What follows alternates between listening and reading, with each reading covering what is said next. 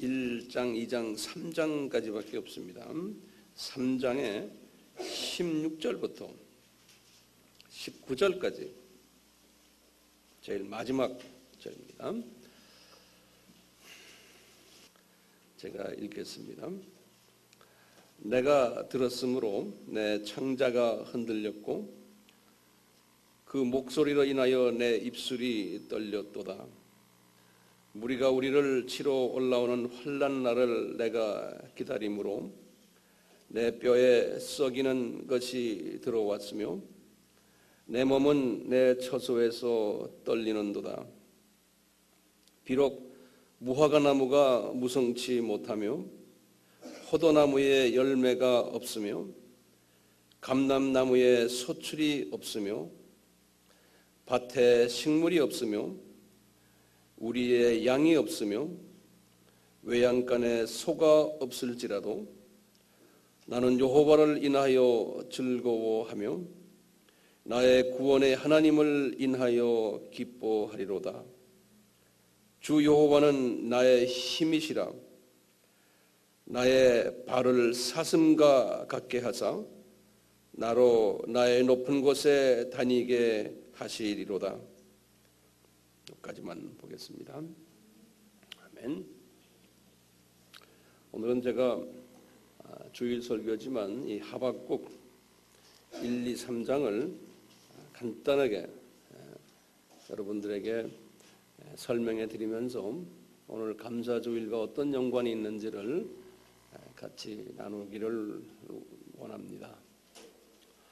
오늘날 그 세상을 보면요, 감사할 일이 그리 많지 않은 것 같아요. 사회를 들여다봐도 우리나라만이 아니에요. 그렇지만 우리는 우리나라에 살기 때문에 우리나라의 사회상을 봐도요, 우리가 텔레비전에 뉴스를 매일 열어보면은 검찰청 사진이 항상 나오죠. 아주 정말 지겹게 그 검찰청 사진이 매일 나와요. 그 말은 우리 사회가 부정부패, 뇌물, 살인, 강도, 불법 이런 것들이 심화됐다는 것을 보여주는 하나의 그 표상이라고 볼 수 있습니다. 이 경제도 보면은 우리가 지금 세계 10대, 12대 경제 대국이 됐지만 뉴스에 보면 항상 불법 사기꾼들의 이야기, 정직하지 못한 사람들의 이야기들, 주가 조작을 해서 돈을 번 사람들의 이야기들, 또 원화가 절상됐고 주식이 폭락됐고 기타 등등 모든 이런 문제들을 우리가 매일 접하게 돼요. 국제적으로 봐도 우리나라가 샌드위치로서 대국들의 그 틈바구니에서 여러 가지 문제들을 가지고 있고, 특히 우리는 남북한이라는 그 묘한 그 관계를 가지고 항상 그것 때문에 고민하는 민족이에요. 그러니까 우리가 감사할 일이 별로 없는 것 같아요. 정치적으로 봐도 매일 국회에서 싸움을 하고 권모 쓸 수가 없는 사람은 출세하지 못하고, 또 우리가 가정적인 문제를 봐도 부부의 이혼율이 많아지고 가출소년도 많고 청소년 문제가 극치를 달하고 있고 가계부가 점점 파산 직전에 가는 분들도 많고 실직한 분들도 많고 자영업자들이 문을 닫는 분들도 많고 또 병들어서 고생하는 분들도 많고, 이런 모든 걸 볼 때 감사할 일이 별로 없어요. 우리가 감사절이지만 교회를 봐도 마찬가지. 제가 어제도 교계 신문을 보니까요, 감사절과 관계되는 그 기사들이 있는데 한 신문에서 이렇게 말했어요. 한국 교회는 정말 사람들에게 뭘 통해서 무슨 감사를 한국 사람들은 좋아하냐면은 돈을 많이 벌고 건강하고 가족이 잘 되는 것 때문에 감사를 하는 소위 기복주의적 감사에 한국 교회는 과거 초점을 맞추고 지금도 목사님들이 그렇게 가르친다는 거예요. 그래서 이것은 복음적이 아니다라는 이야기들을 신문에서도 이제 공공연하게 이야기를 해요. 알다시피 우리나라는 우리도 모르게 이제 물량주의에 빠져버리고 교회가요 기복 사상에 빠져버리고 경쟁주의와 세속 사람들, 세상 사람들의 가치 기준과 거의 같은 가치 기준을 가지고 교회가 성장되어 왔어요. 그래서 이제 건물이 커지고 교인이 많아지면은 복 받은 걸로 생각하고 돈 많이 벌면은 복 받은 걸로 생각하고 자녀들이 출세하면 복 받은 걸로 생각하고 이걸 향해서 또 열심히 달려가고 있는 것이 오늘날 우리나라 교회의 실상이라고 그 신문에서 그 신문만이 다른 신문 제가 신문 몇 개를 보는데 다 그런 식으로 말했어요. 이제 그런 부분에서요.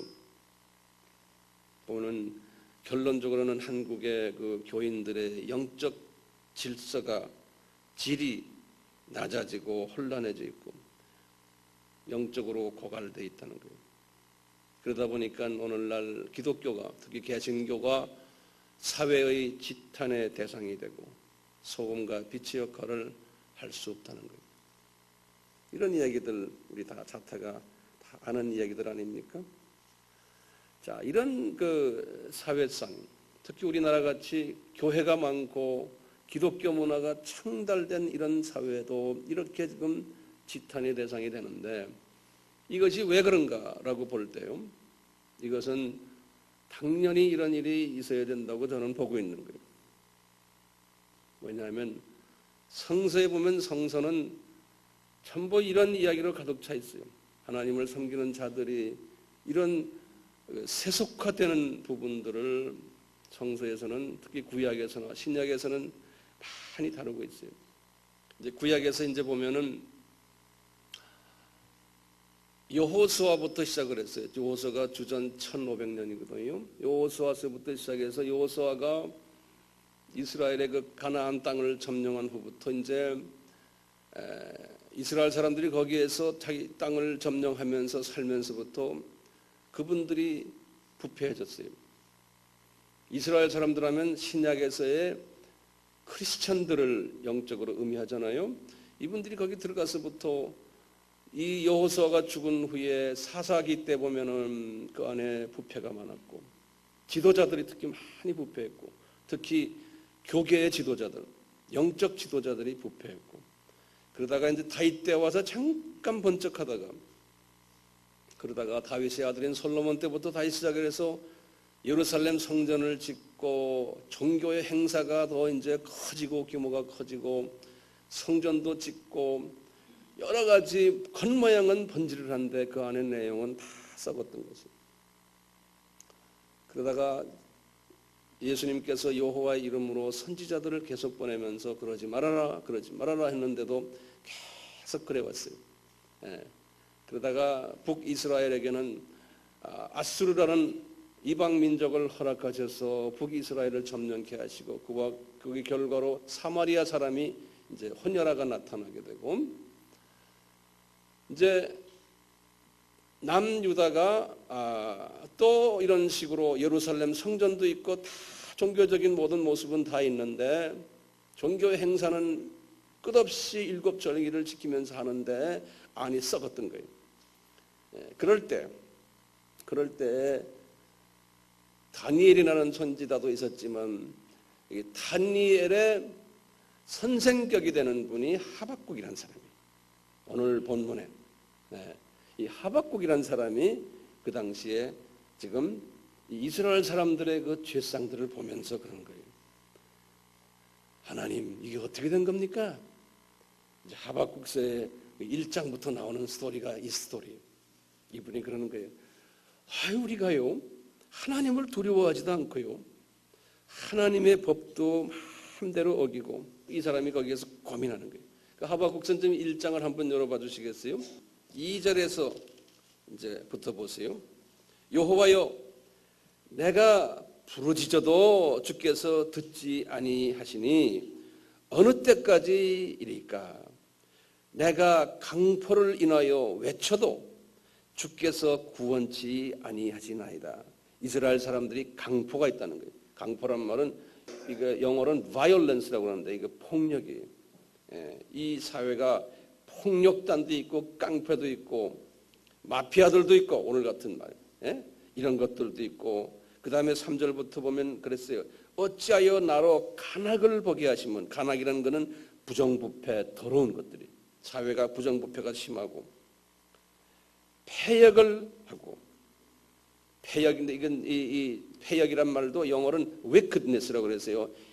뭐 여러 가지 죄를 많이 짓는 거예요. 폐역을 하고 그 다음에 대저 겁탈과 강포가 내 앞에 있고 변론과 분쟁이 있고 이러므로 율법이 해이하고 공의가 아주 시행되지 못하오니 이는 악인이 의인을 애워쌌으므로 공의가 굽게 행함이라나. 공의가 꼬그라졌다는 거예요. 다시 말하면 악한 사람이 더 출세하고 악한 사람이 더 잘되고 악한 사람이 더 힘이 있고 지금 보세요. 이 유대 나라가요. 예루살렘 성전도 있고요. 제사장들이 엄청나게 많고요.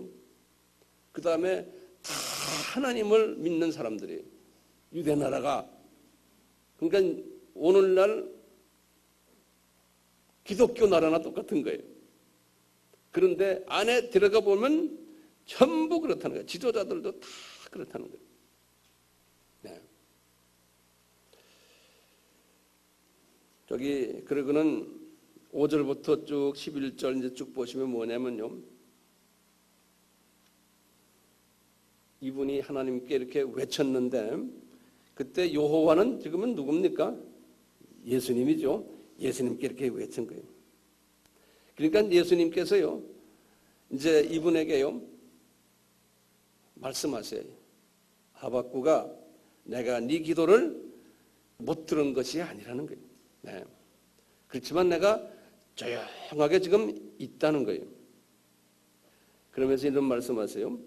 하박구가 지금 네 시각으로 보면은 이제 이 말을 잘 들으세요. 지금부터요. 하박국의 시각으로 보면은 지금 이 문제가 심각해요. 그런데요. 하나님의 시각으로 볼 때는요. 그렇게 큰 문제는 아니에요. 왜 그럴까요? 왜 그럴까요? 우리 개미의 예를 들어봐요. 개미 사회가 지금 우리와 비교할 때 우리가 차원이 높잖아요. 개미 사회를 보면 그 안에 지금 개미 사회가 그래도 괜찮은 내가 선택한 사회인데 유다 사회라고 개미 유다 사회예요. 괜찮은 하나님이 선별한 하나님의 우리 가족인데 그런데 자기네끼리 안에서 보니까 자기네 수준을 보니까 큰 죄를 짓고 안에서 부패한 거예요. 근데요. 하나님이 보실 때는 그게 개미 예컨대요. 주님이 어쨌든 가서 그냥 발로 밟아버리면 끝나는 존재들이에요. 자기네 안에서는 심각해요. 네? 우리도 지금 우리가 볼 때는 지금 굉장히 심각한 거예요. 어쩌면 저럴 수 있느냐. 저럴 수 있느냐. 지금 하나님의 눈으로 딱 볼 때는 그래. 니네들이 그 안에서 목지고 창고치고 싸움하고 미워해도 주님이 보실 때는 그냥 우리가 어떤 존재입니까? 우리 그냥 먼지 같은 존재예요. 진흙이에요. 그렇죠? 우리는 인본주의적인 측면에서 보면 심각해요. 그렇지만 하나님의 시각으로 볼 때는요. 니네들끼리 싸움해라. 내가 나중에 마음만 편하면 그냥 이렇게 해서 비벼서 없애버리면 끝나는 거예요. 네. 지금 하박국은 무슨 시각입니까? 개미 시각으로 유대 나라를 보는 거예요. 그렇죠? 네. 개미 시각으로 보는데 우리 예수님께서 이제 하박국에게 대답하는 게 있어요. 뭐냐면 여기 이제 1장 지금 5절 이하부터 뭐냐면 얘야 내가 못 듣고 있는 게 아니다. 네가 말하는 거를 내가 좀 있다가 한 나라를 갈대아라는 나라, 그 바벨론이 내가 한 나라를 들어가지고 내가 이제 그놈들 혼을 낼 거야 그러는 거예요. 그놈들에게 누굽니까? 유대 나라를 혼을 낼 거라는 거예요.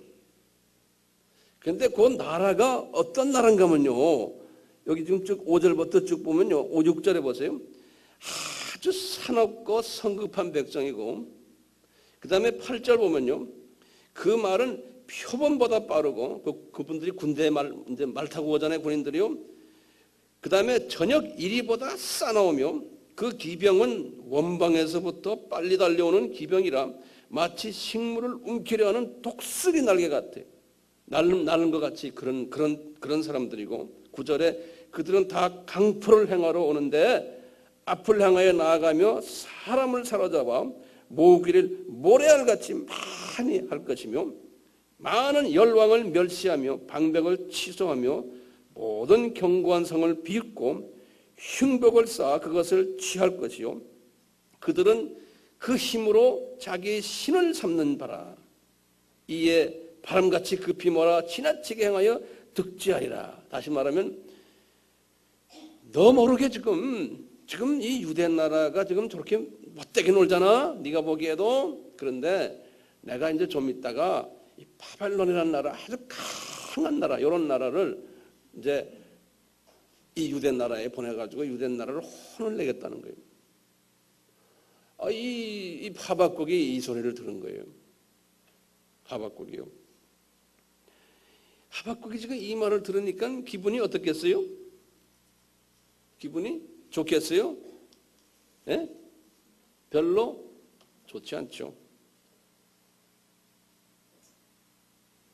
그런데요, 하박국이 이 말을 듣고는 예수님께 반박을 하는 거예요. 이제 12절부터 보시면요, 그러는 거예요. 갑자기 그러는 거예요. 반석 되시는 여호와요. 그랬어요. 거기 보면 12절에 보면요. 반석이 누굽니까? 예수님이죠. 예. 이분이 지금 예수님과 영의 눈을 떠가지고 만난 거예요. 예. 만나가지고 그러는 거예요. 어찌하여 이 반석 되시는 여호와요. 교율한 자들을 방관하시며 악인들이 자신보다 선한 사람들을 삼키는데 왜 이를 용납하십니까? 그러면서 거기 14절 보면 그랬어요. 어찌하여 유대민족을 바다의 물고기 같게 만들고 주권자가 없는 곤충 같게 하십니까? 바벨론이 낚시와 그물을 가지고 우리를 다 이렇게 잡아가지고 자기네들의 수입 많게 하고 먹을 것을 풍부하게 합니다. 그것뿐입니까? 이 바벨론이라는 나라가 그 후에 그 그물을 가지고 다른 주변 나라들까지 전부 이렇게 해서 잡아가지고 아주 치부합니다. 지금 현재 바빌론이 이걸 하고 있지 않아요. 하고 있지 않는데 미리 환상으로 보여준 거예요. 이분에게 장차 일어날 일이거든요. 약 한 26년 후에 일어날 일이에요. 주전 586년이 이런 일이 일어난 때거든요. 그렇죠? 우리 바벨론이 예루살렘에 들어온 거죠. 요즘 하박국 시대가 26년 전 하박국 그 시대예요. 이렇게 하니까 하나님께서 그러는 거예요. 그래? 그러면서 이분의 이런 말을 가지고요 2장으로 들어가는 거예요. 2장에서 뭐라고 그러냐면 얘야 너는 내가 지금 준 이 묵시를 기록해서 판에 명명히 새겨서 2장 2절이에요. 달려가면서도 읽을 수 있게 하라는 거예요. 내가 분명히 말해주겠다는 거예요. 이 묵시를 적으라는 거예요. 적어가지고 그것을 내가 네가 뛰어가면서도 읽을 수 있게끔 분명하게 적으라는 거예요. 3절에 그랬어요. 2장 3절에요. 이 묵시는 정한 때가 있나니 그 종말이 속히 이루겠고 결코 거짓되지 아니하리라. 비록 더딜지라도 기다려라. 지체되지 않고 청령 응한다는 거예요. 이 정한 때가 언제예요? 주전 586년이에요. 이 하박국은 주전 612년에서 어떤 분은 605년으로 보는 거예요. 612년으로 보면 26년 후예요. 그러면서 4절부터 11절에 2절에요. 앞으로 바벨론이 할 일에 대해서 설명하는 거예요. 바벨론의 할 일에 대해서. 이거 비전으로 본 거예요. 실제 바벨론 민족이 이분들을 향해서 유다 민족을 통해서 엄청난 참상을 지금 저지를 텐데요. 그걸 쭉 묘사했어요. 그러면서요, 12절과 13절이 굉장히 중요한 주님의 말씀이에요. 그리스도에서 하시는 말씀이에요. 12절, 13절, 14절을 보세요. 굉장히 중요한 말씀이에요. 이거 우리가 평소에도 들은 말이에요. 뭐냐면 그래요. 피로 읍을 건설하며 불의로 성을 건축하는 자에게 화가 있을진저. 이게 누굽니까? 이게 바벨론이에요. 바벨론이 화가 있다는 거예요. 13절에 민족들이 불탈 것으로 수고하는 것과 열국이 헛된 일로 곤비하게 되는 것이 만군의 여호와께서 말미암음이 아니냐. 이 말은 무슨 말이에요? 바벨론을 통해 가지고 많은 족속들이 이런 어려움을 당하게 하는 것이 누구 장중에서 한다는 거예요? 여호와 예수님의 장중에서 지금 이런 일들이 일어나고 있다는 거예요. 예? 그러면 무슨 목적이냐? 거기에 보면 14절에 목적이 있는 거예요. 14절 보세요. 대저 물이 바다를 덮음같이 여호와의 영광을 인정하는 것이 세상에 가득하리라. 이 말 여러분들 들은 말들이죠? 이게 무슨 말이에요? 지금 이게 무슨 말로 하시는 거예요? 유다가 지금 죄를 많이 짓고 그 다음에 바벨론을 불러다가 바벨론도 유다보다 더 악한 민족으로 이제 해가지고 강한 민족으로 해서 지금 유다를 공격을 한 거예요. 그런데 이것이 다 여호와께서 하시는 거라는 거예요. 그러면서 목적이 분명히 있는 거예요. 그 목적이 뭡니까? 분명히 물이 바다를 덮음같이 여호와의 영광을 인정하는 것이 세상에 가득하게 하게 위함이라. 이게 무슨 말이요 도대체? 이런 사건을 통해서 목적이 뭡니까? 세계가 예수님의 영광으로, 다시 말하면 예수가 누구라는 것을 알려주기 위해서 이 일을 지금 진행하고 계시다는 거예요. 이 일을. 그러니까 성서는 지금 모든 인간 역사가 누구를 지금 초점에 맞추고 지금 일어나고 있습니까? 예수님이 여호와라는 것을 보여주기 위해서 모든 이런 일들이 일어난다는 거예요. 우리가 개미의 입장에서 보면요, 서로 지금 지금 보면 안타까운 거예요. 하박국도 개미의 입장에서 본 거예요. 보니까 소위 미시적인 입장에서 하박국도 보고요. 왜 이렇습니까? 율법엔 이랬는데, 성전 지어라고 해서 지었는데, 열심히 하라고 그랬는데 왜 이 사람들은 예배를 보고 하고 하는데 왜 이렇게 못된 짓만 합니까? 이 미시적인 입장에서, 개미 입장에서 보는 거예요. 그럼 이분들은 누구를 지금 보지 못해? 하박국도요. 이 거시적으로 예수님이 이 천지를 다 만드시고 여호와 하나님이시고 천지전능하시고 알파와 오메가시고 무서무지하시고 만유의 주시고 만왕의 왕이시고 만민의 구속자 되시고 임마누엘 되시고 주권자 되시고 여호와 이레, 여호와 라파, 여호와 샬롬, 니시, 샤론의 수선화, 골짜기의 백합화, 이 엄청난 다양한 천지를 지배하시는 예수 그리스도를 이분도 보지를 못한 거예요.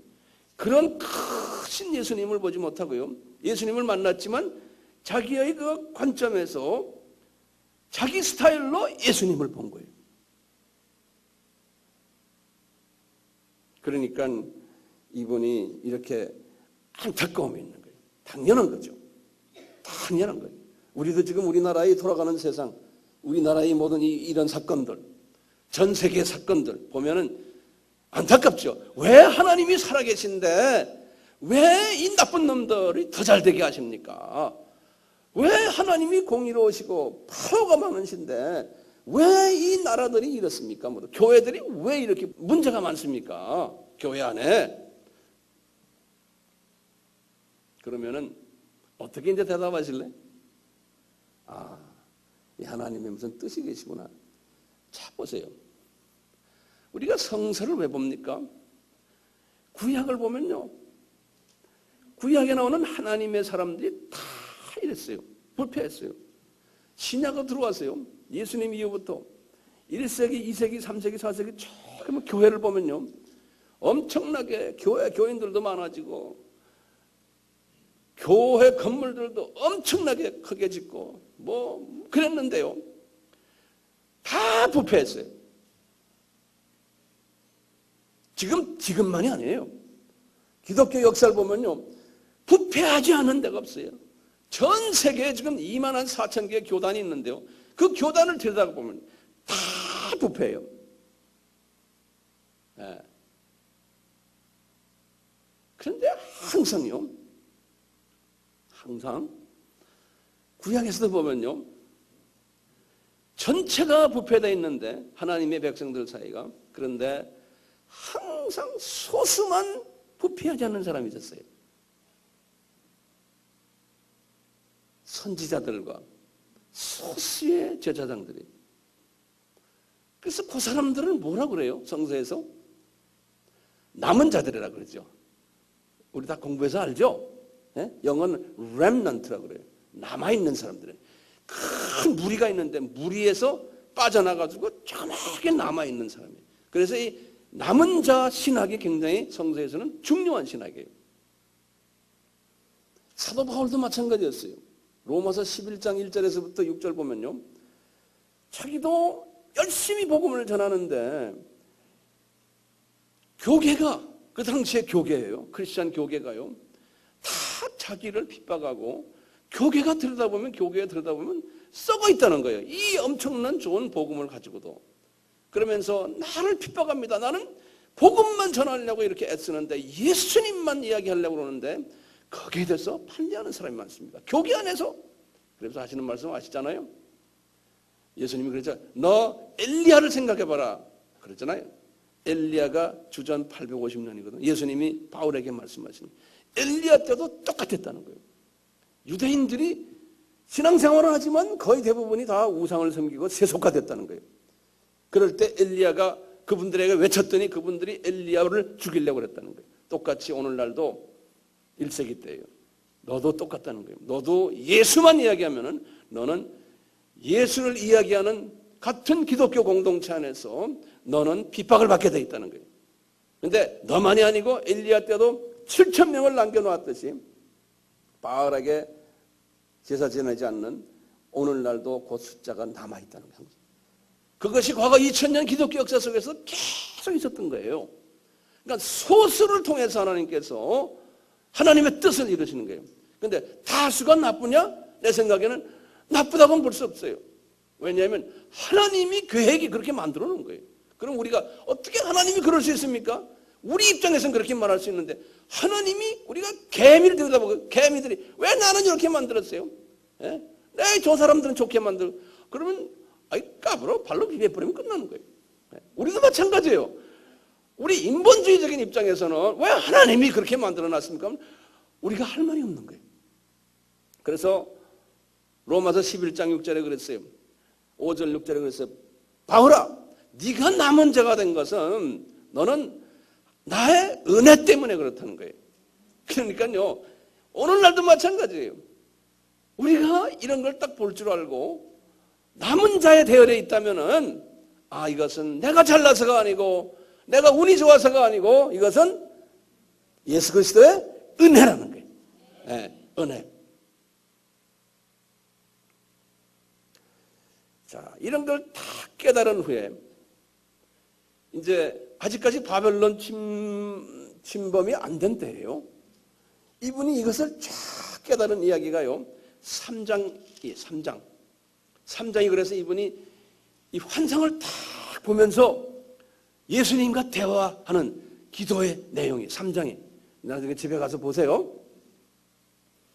환상을 쫙 보면서 이런 일이 있다는 것을 이분이 깨달은 그 고백이 3장입니다. 딱 하다가 오늘 본문 말씀이에요. 그 고백을 다 한 다음에 이분이 계속해서 고백하시는 거예요. 뭘 보고 고백하시나? 16절 다시 보세요. 3장 16절. 오늘 본문의 말씀이에요. 16절 제가 읽습니다. 내가 들었으므로 내 창자가 흔들렸고. 왜 그래요? 이분이 지금 바벨론이 앞으로 이제 올 것을, 바벨론이 할 것을 다 보신 거예요. 이분이. 그러니까 이제 인간적인 측면에서, 개미의 측면에서 볼 때 창자가 막 흔들리는 거예요. 이분이 지금 내 민족이 지금 이렇게 되는구나 이제 앞으로. 에? 내가 들었으므로 내 창자가 흔들렸고 그 목소리로 인하여 내 입술이 떨렸도다. 무리가 우리를 치러 올라오는 환난 날을 내가 기다림으로 내 뼈에 썩기는 것이 들어왔으며 내 몸은 내 처소에서 떨리는도다. 그러는 거예요. 당연하죠. 이분이. 그런데요, 이분이 이 고백을 딱 한 후에요, 시각을 하나님의 시각으로, 거시적인 시각으로 딱 바꾸는 거예요. 하나님이 그 은혜를 주셔가지고 그 시각이 뭐냐면 이제 그 유명한 17절 시각, 18절 시각. 그러는 거예요. 비록 바벨론들이 와가지고 이제 무화과나무가 무성치 못하고 포도나무에 열매가 없으며 감람나무에 소출이 없으며 밭에 식물이 없으며 우리의 양이 없으며 외양간에 소가 없을지라도 이거 없는 걸 이제 이분이 봤잖아요. 그러면서 이 거시적인 시각을 보니까 그런 거예요. 나는 여호와로 인하여 즐거워하며. 왜 그래요? 이 모든 사건은 누구의 손에 있다는 거예요? 여호와의 손에 있다는 걸 깨달은 거예요. 예. 나의 구원의 하나님이 이심을 내가 알고는 기뻐한다는 거예요. 우리가 지금 감사주일입니다. 오늘 뭐가 세상 나 보이는 거 잘 돼서 감사주일에 우리가 다 갖다 놨잖아요. 이 감사 우리 필요해요. 우리는 이 차원을 좀 넘어가지고, 예? 아, 주님이 나에게 이 거시적인 눈을 준 것에 대한 이 감사, 이 엄청난 감사 아닙니까? 예? 정말 어떤 때는 주님께서 나에게 지금 사업도 잘 안 돼요. 자녀들도 속색해요. 남편 속색해요. 건강도 안 좋아요. 이 바벨론이 들어와서 지금 침범하는 거예요, 나한테. 그럴 때, 이 문제 해결해 주세요. 이것은 미시적인 사람 아닙니까? 예. 이거를 통해서 앞으로 10년, 20년 후에 내 이런 고통을 통해서 주님이 나에게 새로운 이 큰 거시적인 걸 보여주겠구나. 그래서 할렐루야 감사합니다. 이런 감사절이 되면 얼마나 좋겠어요. 네. 그래서 이분이 보세요. 19절에 보세요. 주 여호와는, 예수님은 나의 힘이라는 거예요. 왜요? 이런 어려운 가운데 있으면서도 나에게 힘을 주시는데 이런 비전을 주기 때문에 그런 거예요. 거시적인 눈을 준다는 거예요. 힘이시라 나의 발을 사슴과 같게 하겠다 그러는 거예요. 다시 말하면 내가 사슴이에요. 지금 이 하박국이 사슴이에요. 왜요? 이 남은 자들이 사슴이라는 거예요. 바벨론이 침범해 올 때 그 안에 남은 자들이 있는데 이스라엘 사람들 중에서, 유다인 중에서요, 사슴은 힘이 없는 동물이에요. 맹수들이 잡아먹기 위해서 사슴을 따라다니는 거예요. 바벨론이 맹수들 아닙니까? 그럴 때마다 하나님이 이 사슴은 어떻게 한다고요? 여기 보면요, 사슴과에게 힘을 준다는 거예요. 이 비전을 줘가지고요, 사슴과 같게 해서 사슴이 높은 곳에 돌멩이 위에 싹 올라가서 딱 있으니까, 돌멩이가 누굽니까? 예수님이죠. 딱 올라가 있으니까 이놈은 이 사자곰, 호랑이고 이런 놈들이 덤벼들지 못하는 거예요. 네. 그러니까 예수 그리스도를 우리가 초점을 해서 보고 그분과의 그 비전을 보면서 지금 세상은 이렇게 돌아가고 있고 이것이 이렇게 되는 것, 이거 아무것도 아니구나. 이건 주님이 정해놓으신 거구나. 이렇게 생각하시고 주님의 뜻을 이루셔서, 예, 주님의 창중에 있는 거예요. 그러니까 우리는 주님의 뜻만 이루셔서 이런 상황 속에서 목적이 뭡니까?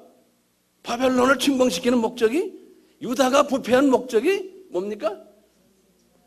아까 봤잖아요. 물이 바다를 덮음같이 여호와의 영광이 온 세상에 덮여지기 위해서라는 거예요. 우리가 이런 상황 속에서 지금 세상이 막 어려울 때 지금 주님은 뭘 하고 계십니까? 이 예수 그리스도의 복음이, 그리스도의 재림이 지금 전 세계에 지금 퍼지고 있는 거예요. 예수님이 분명히 말씀하셨어요. 마지막 때의 징조 중에 하나가 마태복음 24장, 계시록 6장에 분명히 말씀했어요. 너희들은 이 세상이 점점 전쟁이 많이 나고 어려움이 있고 기근이 있고 부패하고 그러면서 요 크리스찬들아, 너희들은 나 때문에, 요 크리스찬이라는 건 요 남은 자들이 이야기해요. 나 때문에 많은 사람에게서 뭐예요? 핍박을 받으리라. 오래 참는 사람은 복이 있는 사람이다. 그러니까 우리가 예수 믿는 것이 시각이 바뀔 때는요, 아, 핍박을 받게 돼 있구나. 그것도 제사장들에게서 핍박받는 경우가 많았지. 아까 그 말하는 주님께서 말씀하신 대로 선지자들이 동료 기독교인들에게서 핍박받은 거예요. 선지자들이 동료 유대인에게서 핍박받은 거예요. 그러니까 여러분들 이렇게 주님을 섬기다 보면 주변의 친구들이, 야, 너 뭐 그렇게 열심히 하느냐? 너 좀 이상하게 됐구나. 이런 소리 들으셔야 돼요. 그런 소리 안 들으시면 안 돼요. 남은 자가 되려면 그런 소리 들으셔야 돼요. 주변의 사람들에게서 이상하다는 소리 들으셔야 돼요. 그게 하나의 사인 중에 하나예요. 남은 자가 되려면 어떻게 해요? 이상하다는 말을 들으셔야 돼요. 너 미쳤구나. 이렇게 하박국의 영성의 변화가 온 것처럼요, 우리도 이 하박국의 영성을 가질 필요가 있거든요.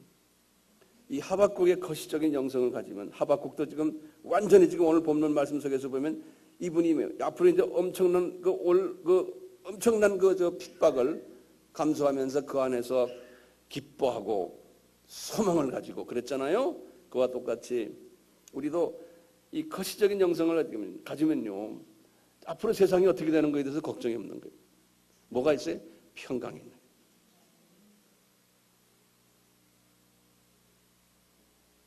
그래서 감사가 있는 거예요. 그래서 주님께서 바로에게 말씀하셨잖아요. 하나님을 사랑하는 자, 곧 그 뜻대로 부르심을 입은 자들에게는 모든 것이 앞에서 선을 이루느니라. 하나님의 뜻이 뭡니까? 분명히 그랬죠. 범사에 감사하라. 범사란 거는 아무 때나 무슨 일이 있든지 감사하라는 거예요. 왜냐? 하나님의 크신 이 거시적인 눈을 가진 사람은 범사에 감사하게 돼 있어요. 잠언 3장 6절에 뭐랬어요? 범사에 그를 인정하라. 그러면 모든 것이 너희 삶 속에서 평탄하게 되리라. 그러니까 모든 것을요, 그렇게 해야 돼요. 그렇기 때문에 저도 그래요. 나도 사람이기 때문에 미세적인 눈을 가지고서 어떤 사물을 볼 때가 많아요. 그럴 때 되면 뭐가 잘 안 되면 막 나도 화를 내고 왜 이러냐고, 어떤 때는 마음에 그냥 갈등도 오고 그래요. 그러다가 빨리 눈을 거시적으로 바꿔줘야 돼요. 그러니까 이 눈이 자꾸 바뀌어지려면 이게 눈 아래 뭐가 들어있어야 돼? 윤활유가 제대로 들어있어야 되잖아요. 윤활유가. 그러니까 성령님의 기름 부으심이. 그래서 우리가 항상 거시적으로 보다가 보면 이게 큰일 나요 또. 그러니까 거시적으로 보다가 미시적으로 보고 이 연습을 자꾸 해야 돼요. 이 하박국이 큰 눈으로 뭘 봤냐면, 이러다가 유대인들을 하나님이 쓰시면서 나중에 이제 디아스포라를 하나님이 쓰시고 그 다음에 복음이 이방으로 넘어가는 장면을 다 보신 거예요. 하나님의 이 계획 속에서 다 보신 거예요. 자, 이런 것을 제가 깨달으면서요, 얼마 전에도 제가 이 건물을 우리에게 지어주신 그 우리 전병헌 권사님을 내가 이렇게 생각을 했어요. 이 전병헌 권사님이 미시적인 눈을 가졌던 그냥 평범한 여자분이세요. 할머니세요. 아들 둘에 딸 둘인데 둘째 아들을 교통사고로 잊어버리고 저한테 그랬어요. 그 둘째가 제일 이뻤다는 거예요. 그리고 효자였고 앞으로 소망이고 둘째한테 있었대요. 그런데 그 둘째를 그냥 싹 주님이 가져가 버리신 거예요. 그러니까 이 할머니가 별로 세상에 부러울 거 없이 살다가 둘째를 딱 데려가 버리니까 아주 그 청청병력에 그 매를 맞은 것처럼 어려움을 당하고 한때는 하나님을 원망도 하시고 그랬대요. 법 없이도 살 수 있는 내 아들을 왜 이렇게 데려갔습니까? 우리도 또 그런 큰 죄를 짓지 않고 살았는데 뭐 선한 일도 많이 하고 이웃도 많이 돕고 장학사업도 하고 교회에 헌금도 많이 내고 이렇게 했는데 왜 우리 아들을 데려가십니까? 하고 억울해서 울기도 많이 울으셨대요. 하박국 같은 생각을 가진 거예요. 그러다가 이 고민하다가 어느 정도 좀 고민이 회복이 되는데 이제 제가 이 건물을 짓는 일에 부탁을 드렸더니 이분이 이 건물을 짓게 됐어요. 다 지은 다음에 이제 가끔 이 건물을 찾아오세요. 어디서 잘 들어오지도 않으시고 바깥에서 주차장에서 왔다 갔다 하다가 가세요. 그래서 이제 가끔 가다가 왜 안 들어오세요? 그러면 목사님 저 아들 생각이 나서 아들 구경하러 왔어요. 이제 그러시는 거예요. 그 어머니 마음이죠. 그러다가 저한테 가끔 그래요. 목사님 고마워요. 제가 이 짓는데 돈 들어간 거 이게 뭐 별겁니까? 내가 그 돈 이 건물에 쓰지 않았더라면 그 돈이 그대로 내 손에 있을 텐데 그게 무슨 의미가 있습니까? 주님 사업에 내가 돈을 이렇게 쓰다 보니까 이게 쓰고 이제 이 아미센터를 통해서 복음이 전 세계에 나가는 걸 보니 자기는 얼마나 감사한지 모르겠다는 거예요. 그러면서 내 손을 붙잡고 목사님 고마워요. 목사님 고마워요. 그럼 내가 또 거꾸로 제가 고마워요. 그럼 아니 내가 고마워요. 그러는 거예요. 이 할머니가 이 거시적인 눈을 뜨기 시작한 거예요. 내 아들 죽은 것이 주님의 뜻이 여기에 숨겨져 있었구나. 이 일을 하라고 주님이 내 아들을 데려가셨구나. 이 크게 보기 시작하시면서 이제 평강을 찾으시는 거예요. 그 권사님이 사슴처럼 약한 존재는 가냘픈 노인 할머니인데 주님이 그 발에다가 힘을 탁 주시니까 이 환난을 이길 수 있는 힘을 받게 된 거예요. 그래서 지금부터는 항상 즐거움 속에서 살고 계시고 아들 죽은 것이 더 주님한테도 감사를 드리는 이러한 삶을 살게 되는 그 모습을 제가 보면서 우리 하나님은 은혜를 주시려니까 이렇게 주시는구나 라고 생각이 됐어요. 오늘날 우리 한국교회도 많이 부패돼서 교회 내에 악한 사람이 많고 거짓말 속이는 사람, 아첨하는 사람들, 남을 헛뜯는 사람들, 이간질하는 사람들, 곤모술수가 넘치고 힘센 사람 더 출세하고 도둑질도 하는 사람도 있고 세금도 탈세하는 사람도 있고 수단과 방법을 가리지 않고 재산을 모으는 사람도 교회 안에 많아요. 그리고 오늘날 교회는 우리나라만이 아니고 세계 다 똑같아요. 형제가 줄일 때 먹을 것 주지 않고 목마를 때 마시지 않게 해주고 나그네 되었을 때 영접도 하지 않고 벗었을 때 옷 입혀주지도 않고 병들었을 때 돌보지도 않고 옥에 갇혔을 때 방문해주지 않는 그러한 교인들이 상당히 많아요. 그것은 정답은 왜 그래요? 많아야 돼요. 그런 사람이. 이게 하나님의 뜻이에요. 그걸 변화시키려고 그러면 안 돼요. 변화가 안 돼요. 아무리 해보세요. 안 돼요. 그런 사람 많아야 돼요. 그게 주님이 보실 때에 많게끔 만들어 놓은 거예요. 그러니까 유다도 그렇고 이스라엘도 그렇고 하나님을 섬기는 사람들이 더 악하게 행동을 했어요. 그러니까 그럴 때마다 이방의 바벨론 나라에 바벨론 나라도 하나님의 자녀들이에요. 바벨론 나라가 누구의 자녀입니까? 아브라함의 처 하갈의 이스마엘의 둘째 아들이 누구예요? 게달이에요. 게달의 자녀들이 아브라함의 자녀들이 하나님께서 그렇게 다 사용하시는 거예요.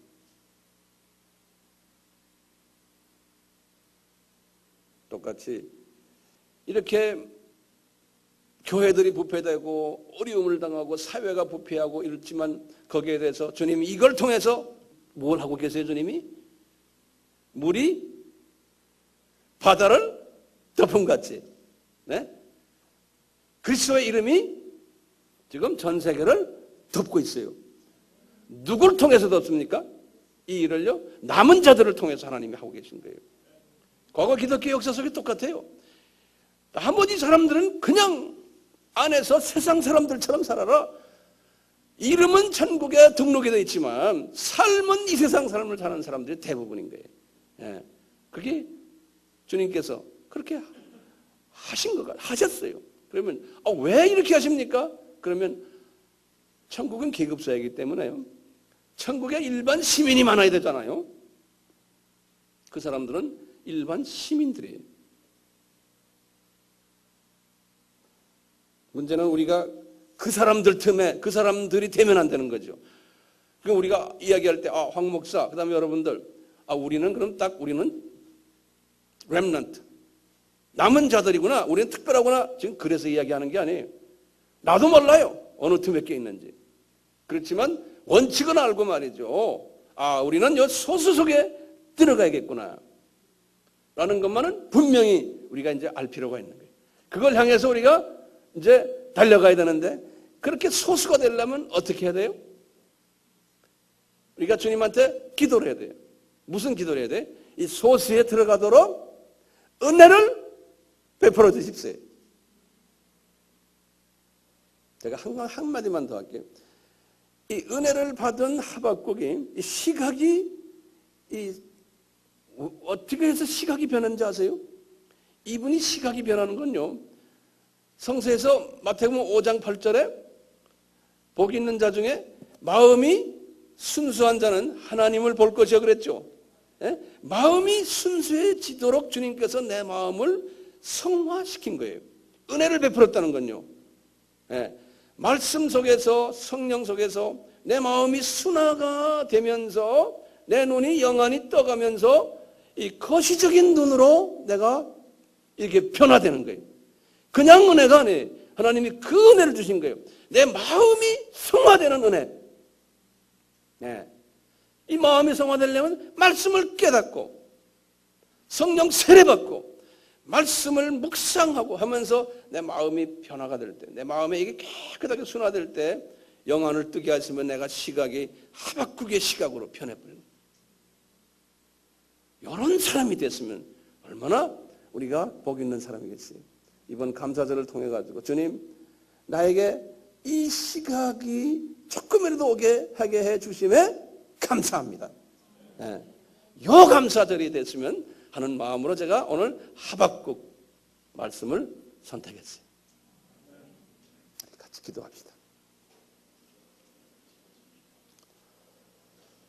아버지 하나님, 세상은 부패하게 돼 있고 교회도 부패하게 돼 있고 지금 많은 교계의 지도자들이나 교인들이 교회가 세상이 부패하는 것에 대해서 한탄해하고 하박국처럼 주님께 간구하는 분들이 상당히 많습니다. 맞습니다. 주님, 그런 사람들 그렇게 하게 하시면서 그 간구하는 사람들에게 하박국에게 주셨던 그 마음, 넓은 거시적인 마음을 주님 그들에게 베풀어 주시옵소서.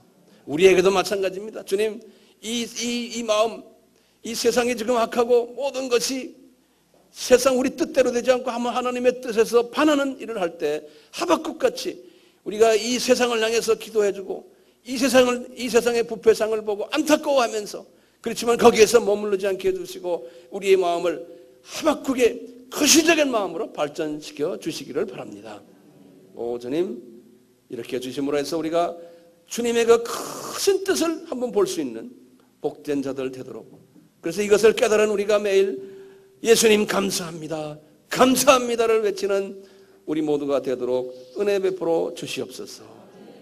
예수님의 이름으로 기도드리옵나이다. 아멘. 지금 이 시간은 예수 그리스도의 무한하신 은혜와 하나님 아버지의 극진하신 사랑하심과 성령님의 감화 감동 감사케 하심이 우리에게 항상